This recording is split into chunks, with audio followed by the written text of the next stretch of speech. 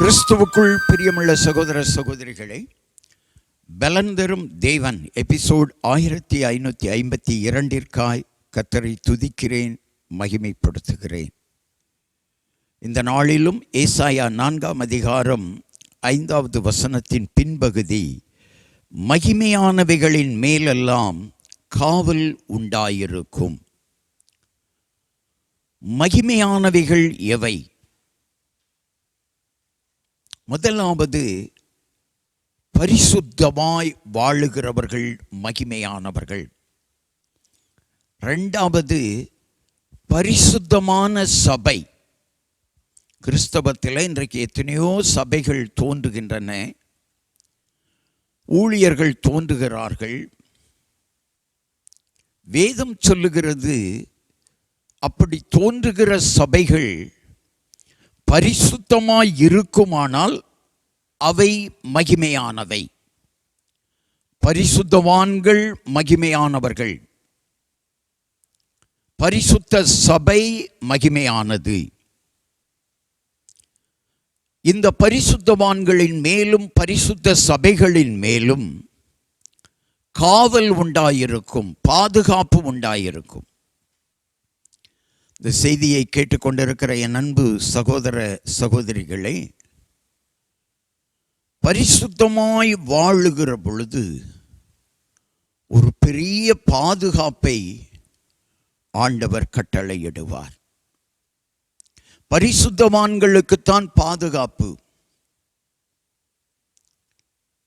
145 சங்கீதம் 18 வசனத்திலே, தம்மை நோக்கி கூப்பிடுகிற யாவருக்கும் என்று முதல் பகுதியும், உண்மையாய் தம்மை நோக்கி கூப்பிடுகிற யாவருக்கும் என்று 2ஆம் பகுதியும் சொல்லுகிறது. தம்மை நோக்கி கூப்பிடுகிற யாவருக்கும் என்ற அந்த முதல் பகுதியிலும் அநேகர் அற்புதத்தை பெற்றிருப்பார்கள். உண்மையாய் தம்மை நோக்கி கூப்பிடுகிற யாவருக்கும், அப்படிப்பட்டவர்களுக்கு தேவன் அருகில் இருப்பார்.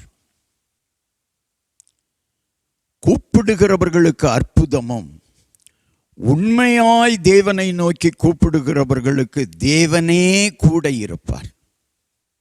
2 காரியங்கள் நடக்கும். எது வேண்டும் என்பதை நாம் தான் முடிவு செய்ய வேண்டும். பரிசுத்தவான்களுக்கும் பரிசுத்த சபைகளுக்கு மாத்திரம்தான் பாதுகாப்பு.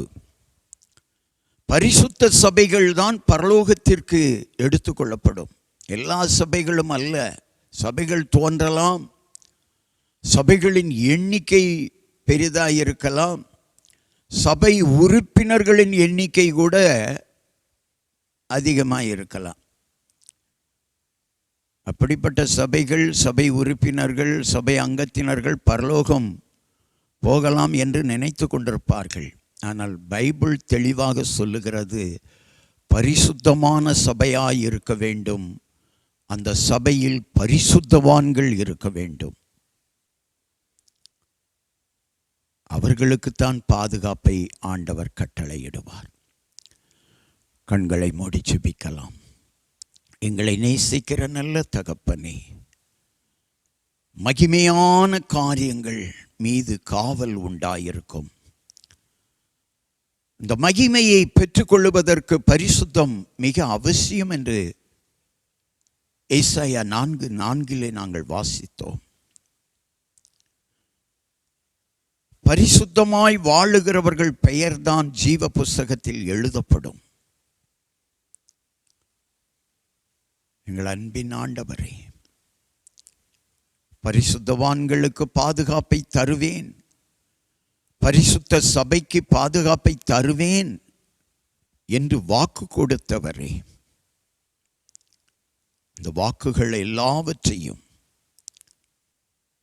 பரிசுத்தவான்களும் பரிசுத்தமில்லாமல் வாழுகிற கிறிஸ்தவர்களும் புரிந்து கொண்டு பரிசுத்தமாய் வாழ்ந்து தங்களுடைய வாழ்க்கையை மகிமையாய் மாற்றிக்கொள்ளவும், சபை நடத்துகிறவர்கள் பரிசுத்த சபையாய் மாற்றி மகிமையான காரியங்களை பெற்றுக்கொள்ளவும் அப்படி வாழ்வார்களானால், அப்படி சபை நடக்குமானால் பாதுகாப்பை தருவேன் என்று கட்டளையிட்ட எங்கள் அருமை ஆண்டவர் ஒவ்வொருவருக்கும், பரிசுத்தவான்கள் ஒவ்வொருவருக்கும், பரிசுத்த சபைகள் ஒவ்வொருவருக்கும், பரிசுத்த சபைகள் ஒவ்வொன்றிற்கும் பாதுகாப்பை கட்டளையிடுவீராக.